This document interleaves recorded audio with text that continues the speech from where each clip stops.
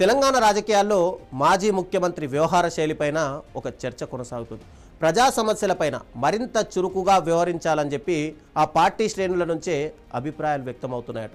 మరోవైపు విపక్ష నేత అసెంబ్లీకి హాజరు కావాలని చెప్పి అధికార కాంగ్రెస్ అయితే పదే పదే సవాల్ విసురుతుండగా దీనిపైన కూడా రాజకీయ వర్గాల్లో ఒక ఆసక్తికరమైనటువంటి చర్చ సాగుతుంది. ఇంతకీ గులాబీ బాస్ మనసులో ఏముంది, గులాబీ శ్రేణులు ఏం ఆశిస్తున్నారు అనేది ఈ స్టోరీలో చూసేద్దాం.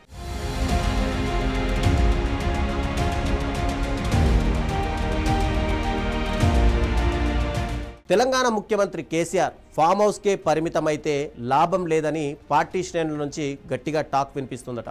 కేసీఆర్ మంచి వ్యూహకర్త కావచ్చు, తెలంగాణ రాష్ట్రాన్ని తెచ్చి ఉండొచ్చు, అది గతం. తెలంగాణ రాష్ట్రం ఏర్పడి 12 ఏళ్ళు అవుతుంది. ఇప్పుడు ఆ చరిత్రను పెద్దగా ఎవరు గుర్తించుకోరు.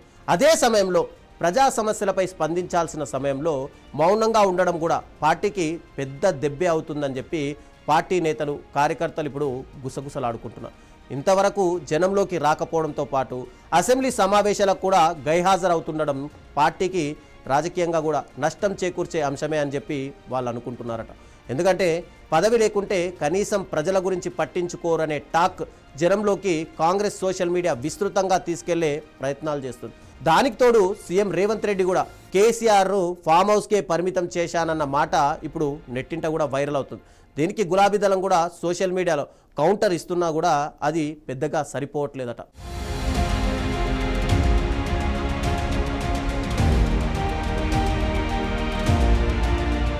తెలంగాణలో ప్రస్తుతం అనేక సమస్యలున్నా ప్రస్తుతం వర్షాభావ పరిస్థితుల కారణంగా రైతులకు సాగునీరు అందడం లేదు, పంటలు వేనే లేదు, పండించిన పంటలకు ఒకవైపు గిట్టుబాటు ధర లేదు. ఇలాంటి సమస్యలపైన ప్రజల్లోకి వచ్చి పోరాటం చేయాల్సినటువంటి కేసీఆర్ కేవలం ఫామ్ హౌస్లోనే ఉండడంతో ఈయన ప్రజా సమస్యలపై పెద్దగా పట్టింపు లేదులే, ఎన్నికల సమయంలోనే మేము గుర్తుకొస్తాము అనే అభిప్రాయం జనంలో కలిగింది. హరీష్ రావు కానీ కేటీఆర్లు జనంలోకి వెళ్తూ సమస్యలపైన ఒక రకంగా పోరాడుతున్నప్పటికీ పెద్దగా ఆశించిన ఫలితం ఉండడం లేదు అనే ఒక భావన కూడా వ్యక్తమవుతుంది. కేసీఆర్ బయటకు వస్తేనే క్యాడర్లోనూ లీడర్లలోనూ కదలిక కనబడుతుందని చెప్పి పార్టీ కూడా క్షేత్రస్థాయిలో యాక్టివ్ అవుతుందని కార్యకర్తలు భావిస్తున్నారట.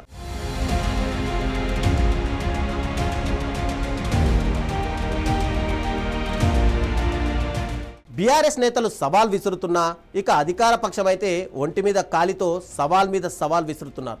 అసెంబ్లీకి వచ్చి ఏ అంశంపైనా సరే చర్చించేందుకు సిద్ధమని చెప్పి కాంగ్రెస్ నేతలు ఛాలెంజ్ చేస్తున్నారు. అసెంబ్లీకి వచ్చి కేసీఆర్ మైక్ పట్టుకుంటే అందరూ మౌనంగా ఉండే అవకాశం ఉంటుందని కార్యకర్తల ఫీలింగ్.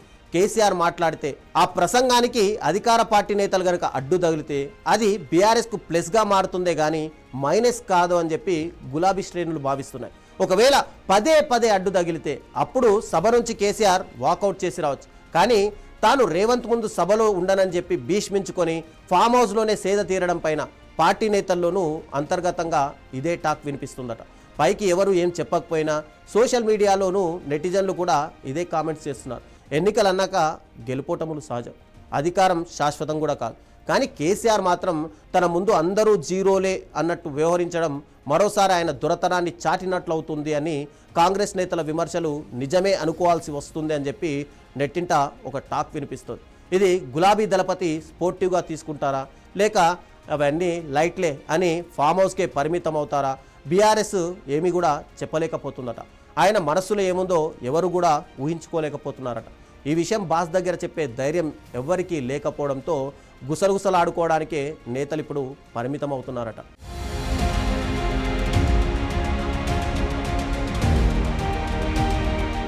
ఇక అధికార ప్రతిపక్షాల మధ్య మాటల యుద్ధం కొనసాగుతున్న వేళ కేసీఆర్ భవిష్యత్ రాజకీయ వ్యూహం పైన కూడా ఆసక్తి నెలకొంది.